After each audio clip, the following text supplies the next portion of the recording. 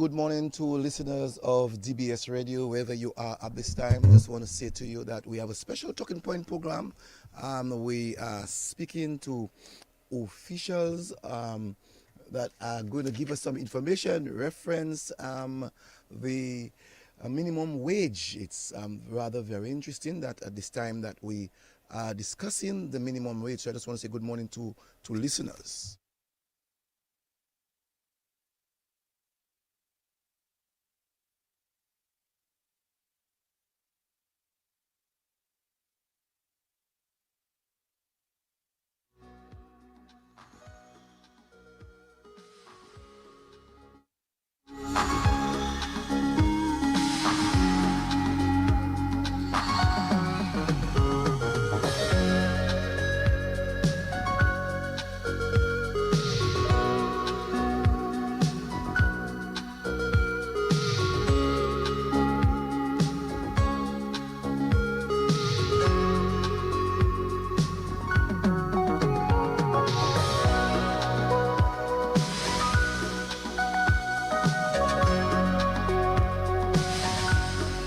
So, as I was saying to listeners, that this morning we will be doing the program, which normally is done on a first day, the first day of every month.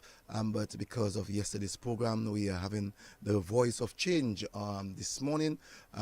Today we'll be discussing from the laws of Dominica, chapter 8906, the Labor Standard Act, and this is very interesting. And I think some of the things that we are not doing enough as people is that we don't search, we don't read sufficiently in reference to matters that are of great interest to us. And so, as I said, that the act, when it was formed to provide for fixing of wages for workers, and it's very, very important to note that, to really fix the wages for workers, the hours of work, their leave, and the general matters that pertains to the welfare of the workers. And so the Act of 8905, the Labor Standard Act, makes provision for that. So this morning, I will be speaking to the Honorable Minister Darren Pinard, the Minister of Labor, Public Service Reform, Social Partnership, Entrepreneurship, and Small Business Development. And also, we have with us Ambassador Mr. Benoit Badwill, who is the International Maritime Organization Ambassador. And good morning to you, Mr. Badwill. And also Mr. Kelvin Paquette, who is the Labor Commissioner acting in the Ministry of Labor, Public Services Reform, Social Partnership, Entrepreneurship, and Small Business Development. And I'm happy to have these men here with us this morning. Let me just allow them to introduce themselves. Good morning to you guys. Hi, good morning, Cecil. Good morning, Cecil, and good morning to all your listeners, both here in Dominica and over the wide world. Cecil, before we start, let me just say good morning to my constituents in the Collier constituency and the wider Dominica by extension. Just it's good to be here. Thanks for having me. Good things are happening, and I'm really happy to be here to share it with our population this morning. And I'm very happy that you all are here also to disseminate information that is of great relevance, importance, as we continue in our development of Dominica. And so, as I've always said, that it's a timely topic that the government of Dominica has reviewed, and building on the $7.50 hourly rates set in September of 2021 across key sectors. Today, the government has looked at it and set up a advisory body that would have advised the government of Dominica. And guys, I want to find out from you all first, in terms of the advisory body, what is the composition of the advisory body? Cecil? Yes? Before we take any questions or provide any information, allow me to just say good morning to everyone. All the listeners of the BS. Also, I want to say thank you for having us and on this edition of Voices of Change. It's a privilege to be joined the Honorable Minister for Labor and also the Chairman of the Minimum Board, Advisory Board, Mr. Benoit Badwill. And of course, let me just say good morning to the staff of the Labor Division and the Ministry of Labor in extension. Yes, guys. I asked a very simple question in reference to the composition of the advisory body. Okay, as it relates to the advisory board, as you know, government, in keeping with the laws, made an appointment of the advisory board, and was appointed chairman of that board. And on that board, the representation on that board included a representative from the Dominica Employers Federation, the trade unions were represented on that board. We had the Social Security on that board, a representative from the DAIC, a representative from the Dominica Hotel and Tourism Association. We also had a representative from the micro and small business enterprises appointed on that board.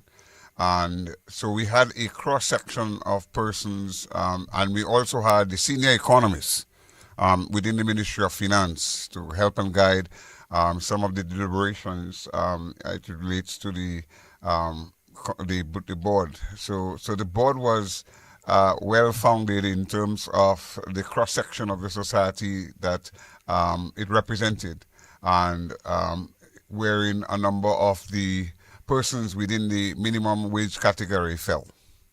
As if I didn't hear the union. Was the union part and parcel of the body? Well, I'm Yes. not getting that. Yeah, I think you asked whether or not the union was part of, Yes. of the board. Yes. Yes, the We had unions were unions part represented. of that board. We had the representative unions there. Yes. Okay, thank you very much. And also, Cecil, you also had the Labor Commissioner who sat as the ex officio. Okay. on the Oh board. yes, I forgot that important person here. The Labor Commissioner was there, and provided tremendous advice to the board as well. Let me ask the minister first, Minister Pinard. Could you elaborate on the key factors that drove the government's decision to review the minimum wage? Okay, well, Cecil, if we have to look back, first of all, let's take a little look back in terms of the history of the minimum wage, recent history. The minimum wage was increased in 1989, and that was under the Freedom Party. And we went through a period of about 19 years or so with no change, and it was subsequently increased in 2008 by led by our existing Prime Minister, the Honorable Dr. Roosevelt Skerrit. And subsequent to that, it was again increased in 2021, and the decision was taken then to look at it, to review the wage every 3 years. However, as you know, in 2021 we had COVID, we had high inflation, and we were grappling with the impacts of COVID and trying to ensure that we protected our citizens in every way we could. And then following that, we had 2022 elections.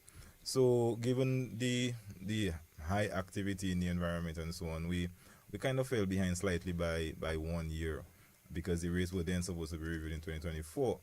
However, the Labour Party is one that has its ears on the ground, and we are very attuned to what's going on with our people. We are very concerned about the well-being of our citizens. We have taken note of the high costs, the high cost of goods, the high cost of groceries and everything else on the shelves right now, and that is primarily the result of imported inflation. We are a net import country, and so the prices that you see on the shelves primarily result from higher prices internationally, as it relates to both the cost of manufacturing and the actual cost of the goods, and then the cost of shipping and so on. So looking at the current economic conditions in terms of the high prices and so on, we knew we could not further delay the review of the minimum rates, because it was an urgent need for us to look at every measure in terms of giving some relief, some assistance to our lower income people, and in general. So yeah, the Prime Minister made the decision that now was the appropriate time. We would wait no longer to review the rate.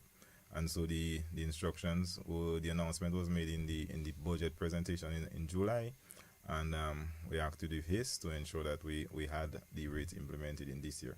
Acting in haste, Mr. Minister, I would also want to find out as to how these changes really aim to address the current economic challenges that the workers are actually faced, and also to looking at the businesses in Dominica.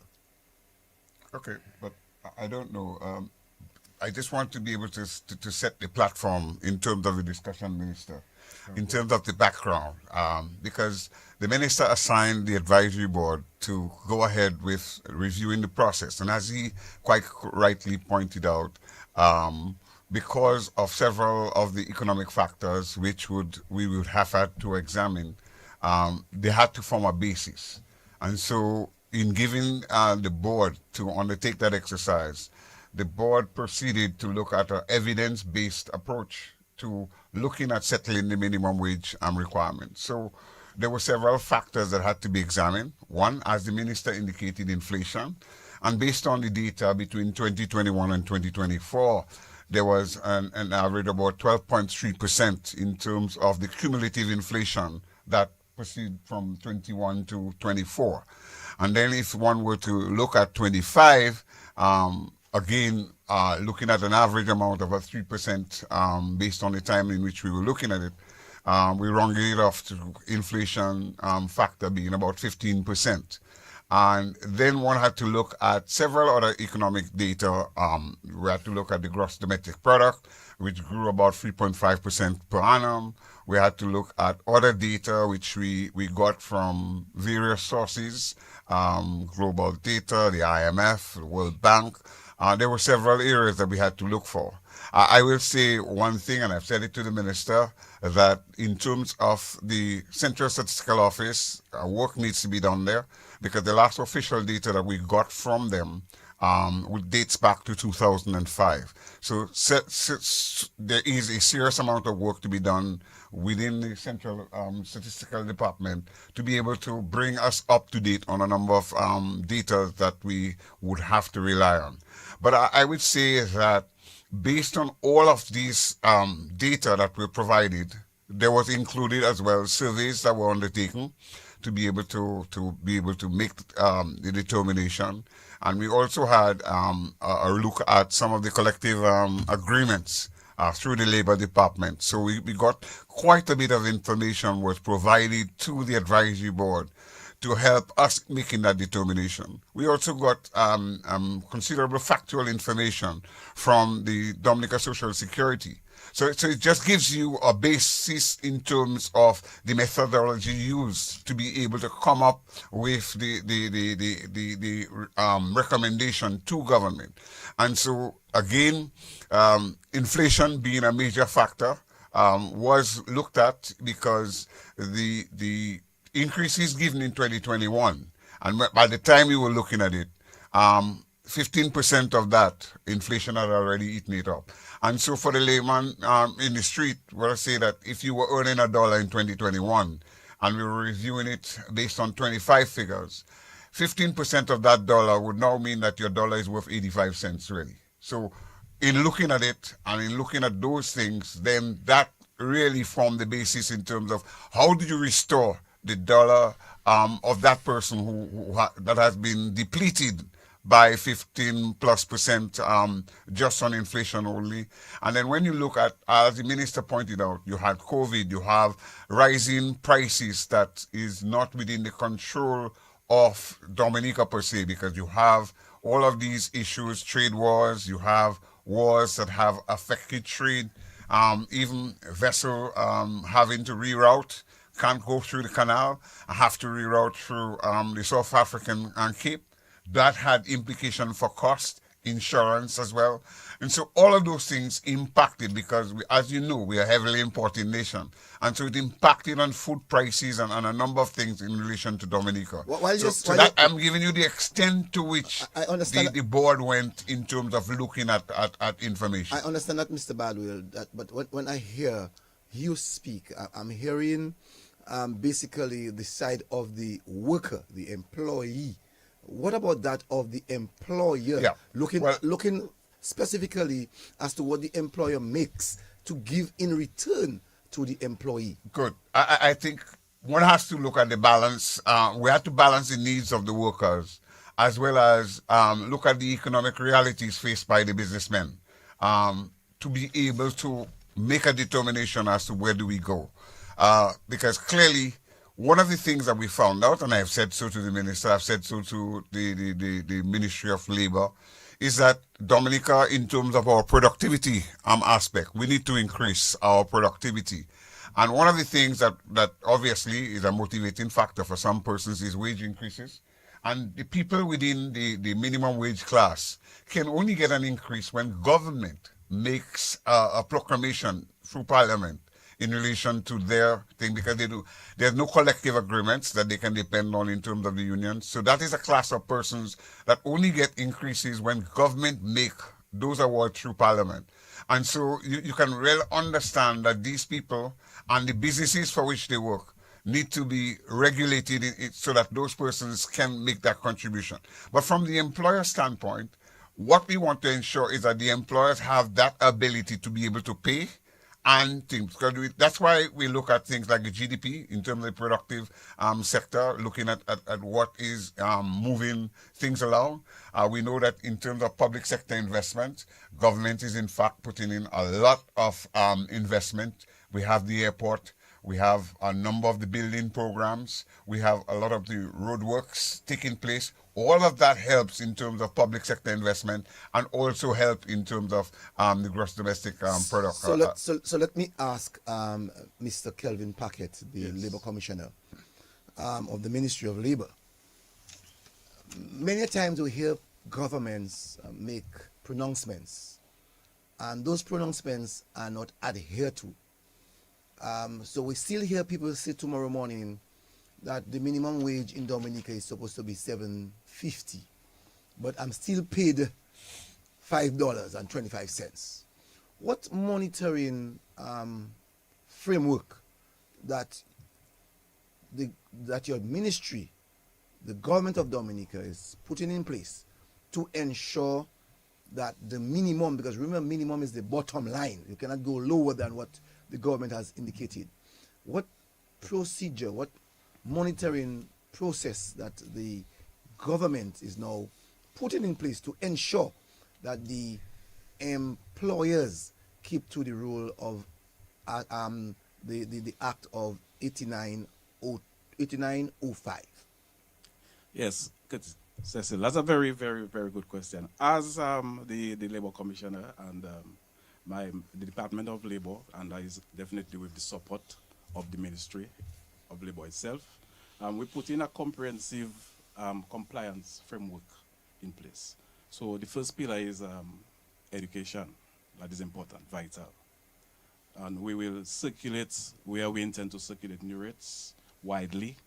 Also meet with sectoral groups such as hotels, associations, the employers and the employees on a whole, retail operators, security firms, and provide a clear guidance on how to apply the new rates in their payroll system.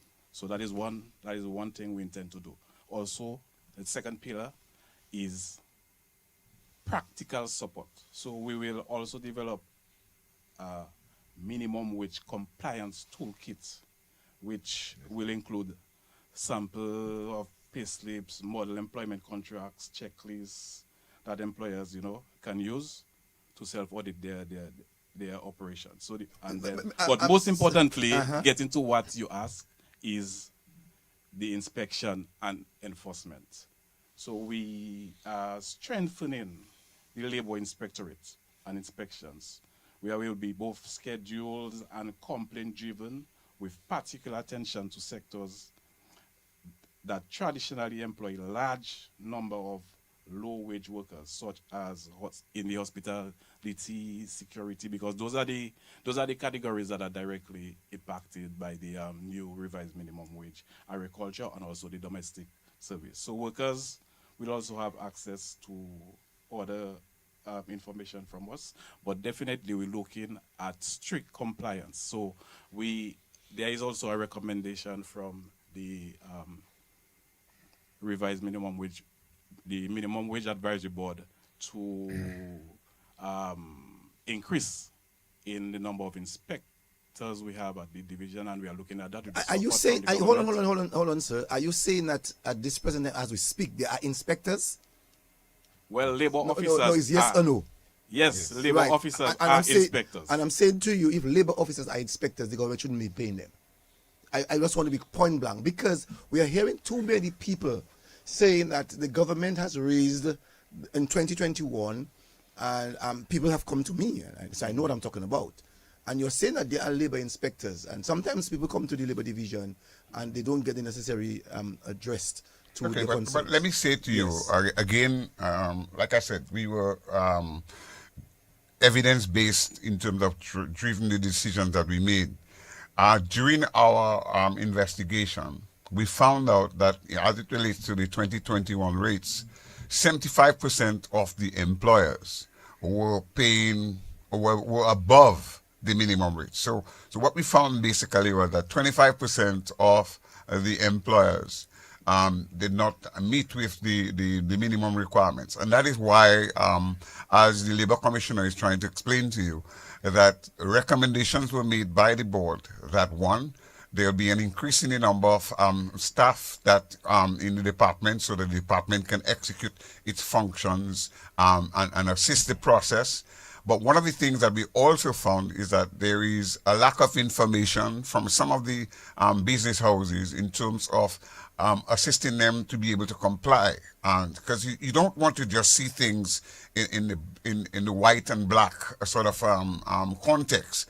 What we want to do is to create an atmosphere where, and I think the minister, in our discussion with the minister agreed that there's going to be a change in terms of the way the Ministry of Labour operates and interacts with the employers. And so that is why he's trying to explain that there is a recommendation for increased officers to be able to ensure that the Labour Department can not only execute its function in terms of ensuring that the companies meet with those minimum rates, but also the companies understands all of the ramifications within the Labour Act to be able to think. Because we see it from both sides. We're looking at it, and again, like I said, it's a balancing act between the workers and the employers to meet with the requirements set. So it's not just a one-sided thing. So I just wanted to put that in terms of the thing. But Cecil, Yes. we take your point that there have been some violations of the minimum wage, and again, the first thing the Labour Commissioner informed you was that we would embark on an information drive. We want people to be aware that the minimum rates have been adjusted, and people, especially the people that are on the minimum wage and the lower end of the salary scale, we would want them to be personally aware of where they should fall. So you should know what minimum rate wage you should be earning, and we would encourage people, wherever you see that this is being violated, we know that it is an offense to pay below the minimum wage. So wherever you see that there is a violation of that, the Minimum Wage Act, then you should inform the Labour Division. Hold on, Mr. Yes. Sorry to disturb, but Yes. I just want to intervene here, right? Yeah, go ahead. In reference to looking at the violation, you also have to take into consideration that the men and women want to earn a living, by so they want to have a job. So it's going to be very difficult most times, in the absence of a union, that these people would come in and complain. Thus, you could make your complaint anonymously. You don't have to put your name on a written document and so on. You could just, anybody could call in and say, for example, DBS is not paying its drivers the requisite minimum wage, it's hourly paid daily paid workers and so on, and then you don't know who would do it. I mean, if you inform the Labour Division that there is a possible violation taking place there, then the inspectors would come in and investigate the matter and look at it. So the employer would not necessarily know that the division was tipped off, and if they probably thought so, then they would not know who did the tipping off. But at the end of the day, we hope we do not have to get to that level. We would just want to encourage all the employers, for their own benefit as well, to pay the minimum wage, because as the ambassador. So that is why, Mr. Minister, I believe that the monitoring tool that is going to be used should be effective. Yeah, so rather than people having to come and complain, we cannot just increase the number of inspectors to any amount indefinitely. We also have to manage I agree. the overall number of workers I that, agree. that we have. So that is why it's important that everybody informs themselves, that people are aware of the risks. So effectively, everybody becomes an inspector. And then if when you see violations, you inform the labor division accordingly, and the labor division can take it from there and confirm whether or not that is in fact the case.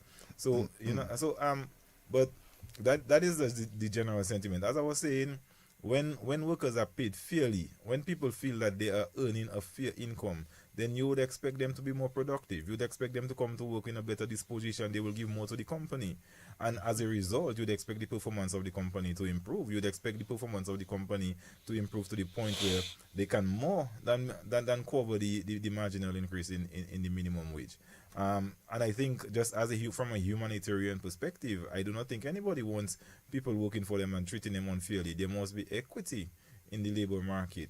If somebody is working for you, then you would want to know that the wages they are getting would be enough for them to be able to live and to survive on and to have a decent standard of living. So I think it is not a kind of if you're looking at employee, it's not a us against them kind of a scenario. It is like everybody benefiting.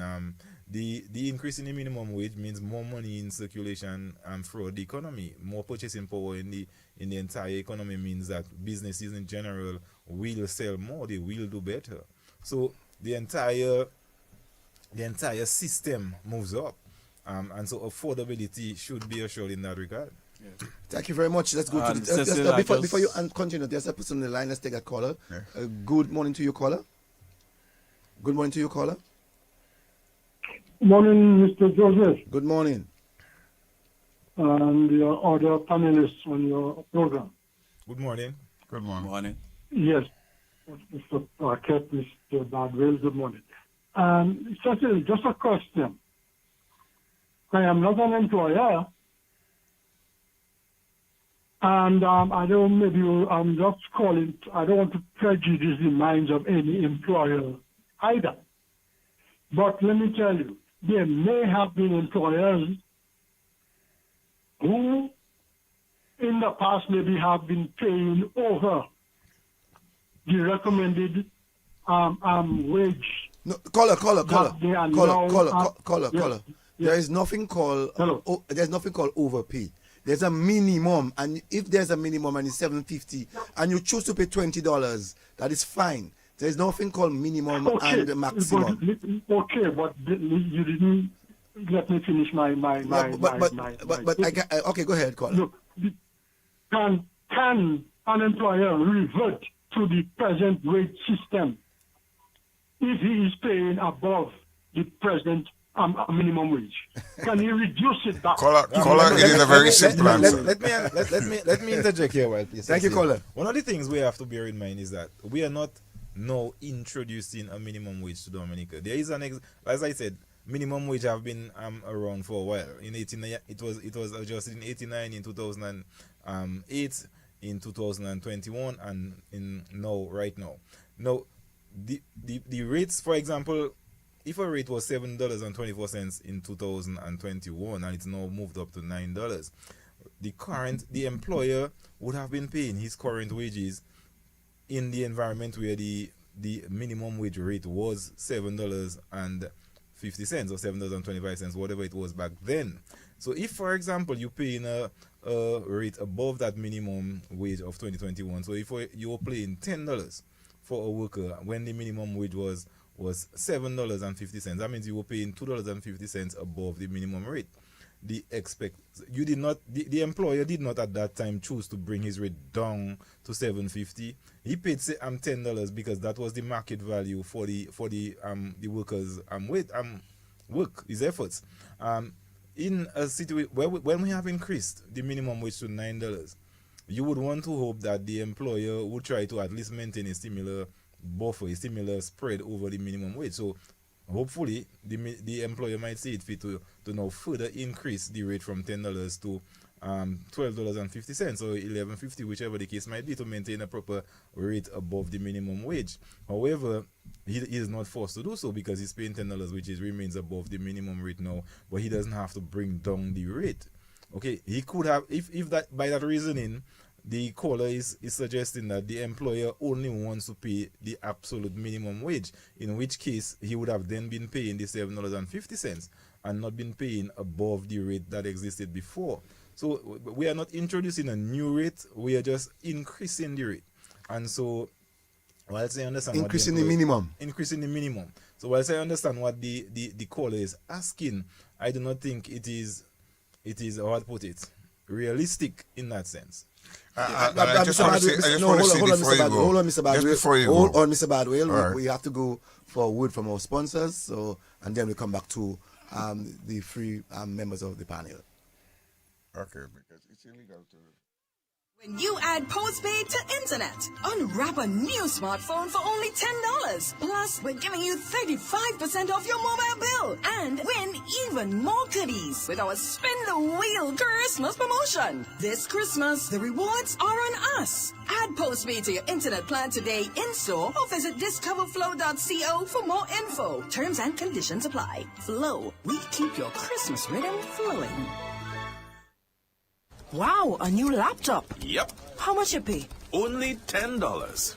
This Christmas, sign up for any home bundle or the Turbo 400 internet plan or higher and get a laptop or tablet for only $10. And there's more. You can win even more festive prizes with our Christmas Spin the Wheel. That's faster, more reliable internet with same upload and download speeds and fantastic rewards. Sign up in-store today or visit online at discoverflow.co for more info. We keep your Christmas rhythm flowing.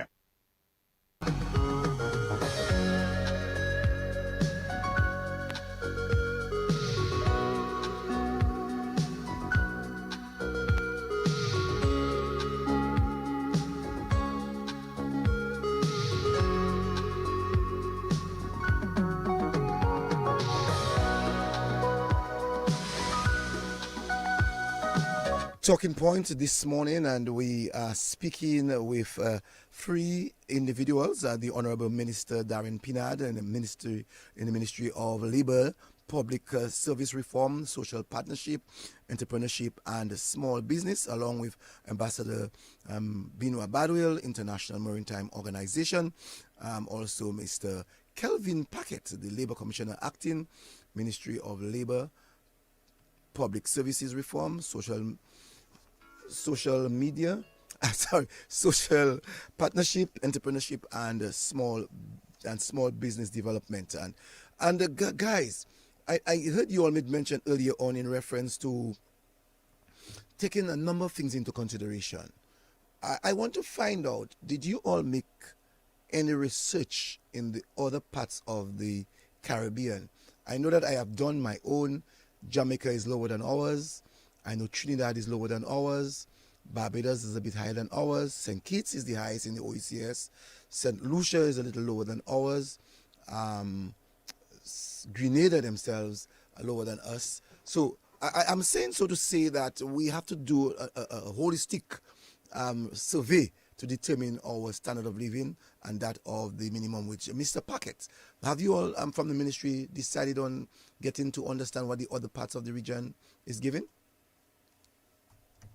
Definitely, and that was all part of the process in terms of looking at the various rates that presently exist in the other countries, especially the OECS, and I can tell you, Dominica, the rate as is now at across the board $9.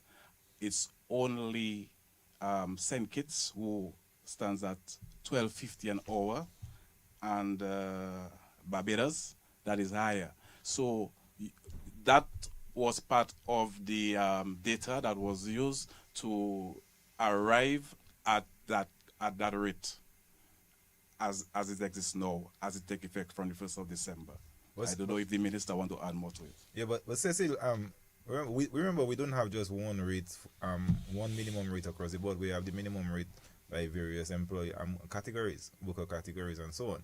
When we were looking at when we got the recommendations from the board for one rate, but one of the things cabinet wanted to ensure is that we did not set a minimum rate that was below the average in the OECS or in the wider Caribbean. When we looked at the data, the average minimum rate in the OECS countries was at $9. And so at that point, we decided that our minimum rate would not be below $9. So the categories on the lower end of the scale were brought up to $9.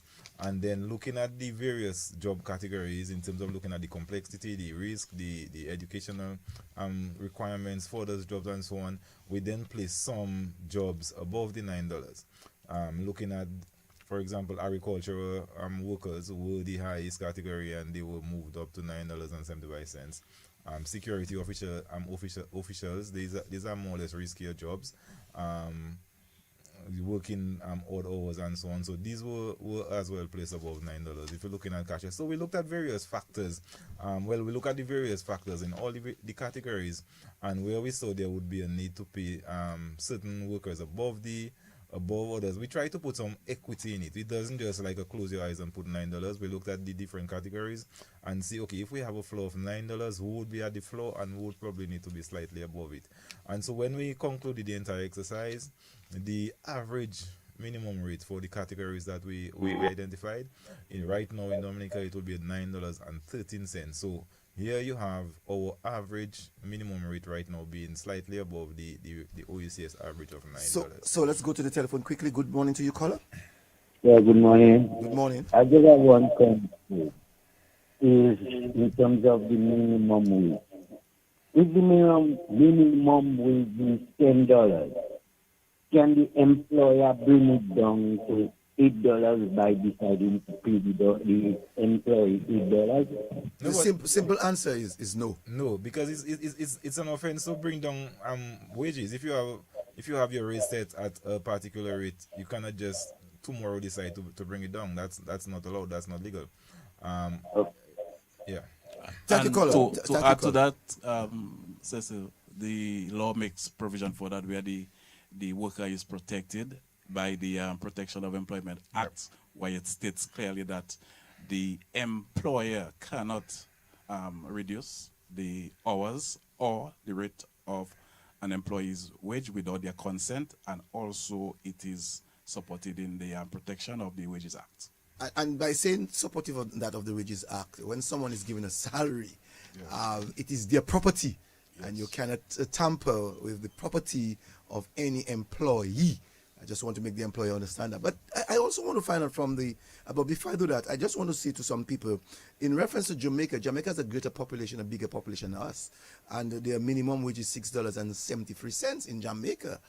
When you look at Trinidad, their minimum wage in terms of EC, it is $8.20 in Trinidad. With a greater population, the economic viability is greater than that of us in Dominica. That of St. Lucia, we know it is $6.52 thereabout. Yeah. And in St. Kitts, as you said, it is something like $12 and change. 50 cents. And as we go along, we can understand. St. Vincent is even that lower than us. St. Vincent is $5 per hour. Again, for the same hourly rates, going for the 40 hours in a given week. So Dominica, and I like what the minister said in terms of bringing the average and looking at the various people that are required to have much more. So I want to find out from the minister, give me some of the I should ask first. Let me ask this one first. Some of the employers, are they happy with the fact that the government looked into creating that minimum wage, and they have to keep to it by the 1st of December? Well, for the most part, we haven't gotten significant negative feedback from the employers. We must remember that the employers were represented on the Minimum Wage Advisory Board. And Cecil, if I must say so, the rate that was proposed by the board is below what we finally and eventually went with. So the employers were represented on the advisory board. Where you have one or two persons querying it in terms of we have to really guide them in terms of reflecting on what is equitable, what is fair for the worker. In this day and age, honestly, working for $9 an hour, I mean, we shouldn't really be asking and forcing people to have to accept less than that, because we expect that people should be, when you work a fair day's work, you should get a fair day's pay. You need to be able to go and to the grocery store and be able to buy some food to support yourself and your family and pay your bills and so on and so forth. And to me, we have to agree that if you're going to be paying people less than that, it will be considered like you're exploiting the worker, and this is not illegal. This is not allowed. This is not tolerable. So, but as again, we're not looking at it in terms of a contentious environment. It's just a matter of educating and informing the employers, letting them, again, as we said, the increase in the rate will mean more money in circulation. It means that your business will do better. It means that your employees will be in a better way. They will be coming to work happier, but in better spirits. They will be more productive. Your business will do better because of these actions. So, you know.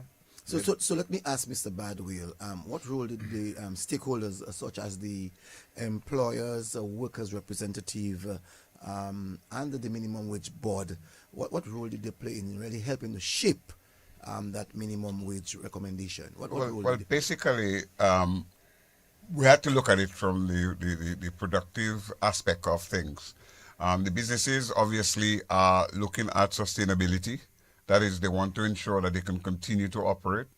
And at the same time, one of the things that was stressed is the question of increasing productivity. That is something in Dominica that needs to be addressed in terms of the workforce. But the employers then did not have a problem with increases. What they had an issue with was the time frame in which the implementation. That was the cause of concern that they had, is that they wanted some time to be able to implement the increases. And other than that, we did not have issues with them. So because we looked at it from a standpoint that when you have an increase in the minimum wage, as the minister said earlier, you're increasing the economic viability in terms of economic activity within the country. You are raising the profile on the persons within the lower sector of the working force. So these are some of the issues that it will benefit the private sector. And but Mr. Badwell, would you not take on board the fact that the private sector may not have had their budgetary set up for that period? So they would have maybe had a budget placed to ensure that salaries are placed or their wages are made at a particular... Cecil, but two things. We have to bear in mind, in 2021, when the rates were last adjusted, the announcement was that it would be reviewed in every 3 years. So from then on, employers would have known that in the not too distant future, the rates would have been reviewed. So does the reason for communication, sir? So maybe the employer would have forgotten that. So now, remember the budget was presented in July. Yes. With the announcement that the new rates will take effect on the 1st of October. Mm-hmm. Now, in response to the request for more time, the cabinet made a decision to defer the implementation date to December. So it's not like we were totally we didn't totally ignore the request from the employer. We did give them some additional time to make the necessary adjustments for that minimum wage. And if we have to look at the season of it, I think the December 1st is very appropriate, because you're paying those rates in December when economic activity is expected to be higher for the Christmas season. More cash flow in, people go a little bit deeper into their savings account and so on. So you have more activity in the economy during that time. So this was considered to be a very good time to actually implement the new rates, taking into consideration the slight request from the employer, which is primarily, as the ambassador said, a need for a little bit more time. We did accede to that, and we think we have to be fair. We cannot just indefinitely continue to defer it. We can't wait for every financial year to close before we implement the new rates. I agree. Yeah. No. Any one of you all can answer. We know that we are discussing the issue of the minimum rates, but some people, some institutions may think that it is not applying to them, or it is applying to them. I would like you to tell the public what are the occupations or the categories that are actually involved in the minimum wage. Okay. So the categories are and occupations are the daily paid, factory tourism and manufacturing workers. Their rate has changed. Is now $9. You have cooks, you have bartenders, servers, cashiers, receptionists. What about drivers and messengers? Salespersons, you have drivers. What about drivers and messengers? Okay, I'm getting to it. There you go. Yeah, you have the home assist. Yeah, you also have Vehicle- a category for the vehicle drivers, drivers. and the messengers, and that rate is $9. $9. It was $7.50 before the new revised rate. You also have the home assistants with meal, home assistants without meal, and home assistants living. Cooks, I think I mentioned cooks, bartenders, servers, room attendants, groundsmen, public area attendants, vehicle security guards, janitor, sanitation workers, sanitization workers, and other unskilled workers. Baking assistant, for example. Laborers So- in construction, industry, and also handymen. So those are the categories. But you also have the juveniles and also the temporary assistants I included to the rates. Okay, I just want to repeat the what you all said. Workers and the laborers in the agricultural sector, it was in 2021 $7.50 per hour. Now it is $9.75 per hour, which is an increase of $2.25, a 40% increase. The daily paid workers, factory, tourism, and manufacturers, before it was $7.50. Now it is $9, which is $1.50 more. Another 20% increase. Then we have cashiers, and we have cashiers and receptionists. $7.25 before. Now it's $9.42 per hour. The sales and the salespersons, cashiers, it has also moved to $9.42. The home assistant with meals, if that's still existing, we have it at now $240 per week. Before it was $200. The home assistant without meals, before it was $2.50. Now it's $300, an increase by $50. The home assistant live-in, before it was $220. Now it is $264, some $44 increase, a 20% increase. Then we talk about cooks, moved to $9, bartenders, servers, room assistant, groundmen, all of these people have now moved to $9. To vehicle drivers, messengers, public area attendants, security guards. This moved from $8 to $9.60. So the security guard now is $9.60. The janitors, workers, they have now moved to $9.60 per hour. The and other unskilled workers, they have moved to some $9. That's a very wide category. Yes. Before I know the time is running short, and I wanted to make this point before the program ends. There is this incorrect narrative being spread around, for example, that NEP workers are not being paid the minimum wage. At least they will their current salaries would not be in line with the minimum wage. We need to remind those people saying that the rates we're quoting here are the hourly rates. The NEP workers, on average, they work about 5 hours a day, not 8 hours. So when you're calculating what their wages should be, what the arguments I've heard coming from the people that have been making that claim, they have been using 8 hours. But NEP workers do not work 8 hours, and so if you do the calculation across the board, you will find out that the NEP workers, their current salary, even remember those salaries were set, they were recently increased by the Prime Minister. I think, for example, an average person on the beautification crew, their salary was increased from $600 to $1,000, and that was done in this administration. And even then, the minimum wage would have been $7.24. So their increase was took them well above the minimum wage at the time. And also, Mr. Minister, and that it remains above the existing minimum wage. So no, the narrative that is being propelled that the NEP, for example, are not being paid, that is incorrect. And any daily paid worker working in the service will the government will ensure that these people are paid the minimum wage. Nobody working in this service would be expected to be paid below the minimum wage. So the narrative that is being spread, people need to be responsible and ensure that they're sharing accurate information and so on. And don't try to mislead the public in a deceitful way for your own personal end. That is not correct, and that doesn't help the process. I'm very happy, Mr. Minister, that you could make that correction and to inform the general public on that matter.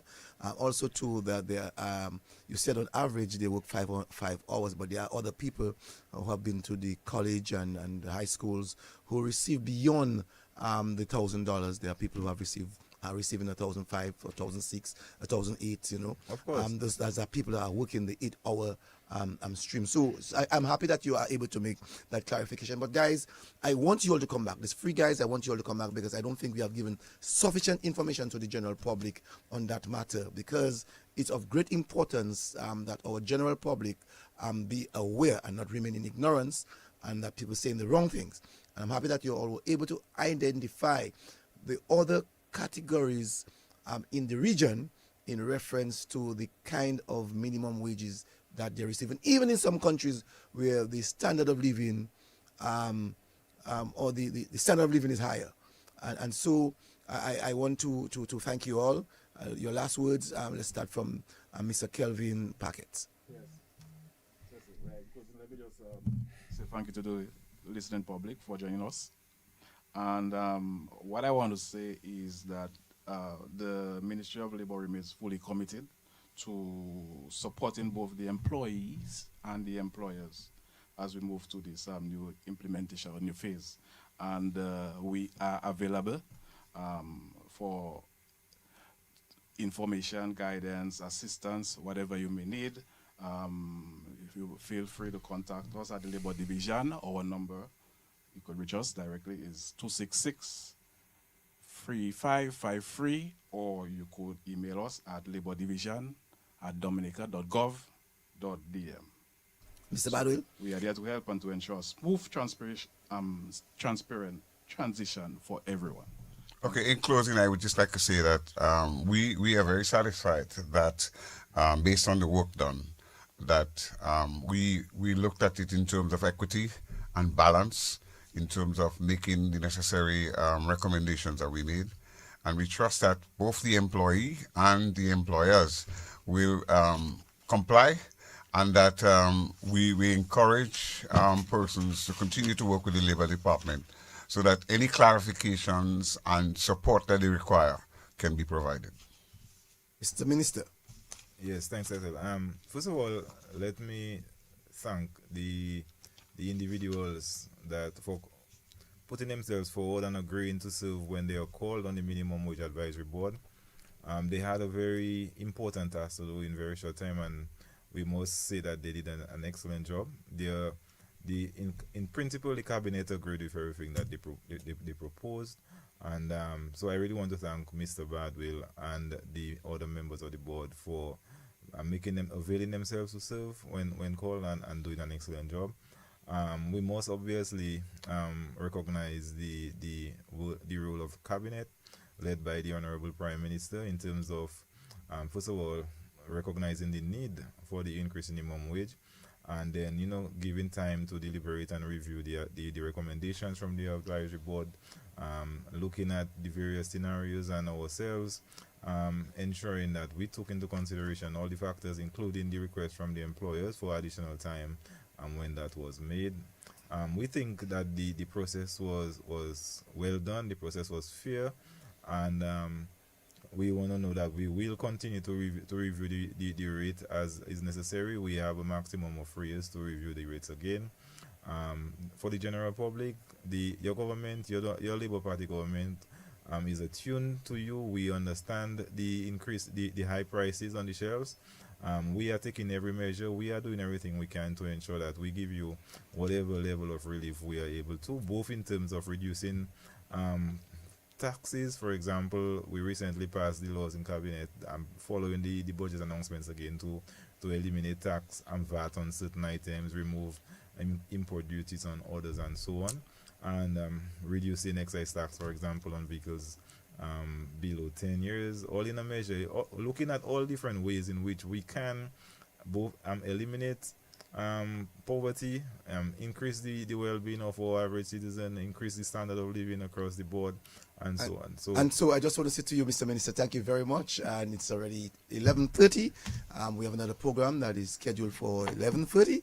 And I just want to say to you all, I really want to bring you all back so that we can discuss the issues that deals with overtime, to deal with the issues of benefits from across the board, and also to look at the changes that is going to really affect both the employee and the employer. Thank you very much. And once again, I just want to say to all listeners, thank you for listening. thank you, sir. Thank you, sir. Thank you, sir. When you add postpaid to internet, unwrap a new smartphone for only $10. Plus, we're giving you 35% off your mobile bill and win even more goodies with our Spin the Wheel Christmas promotion. This Christmas, the rewards are on us. Add postpaid to your internet plan today in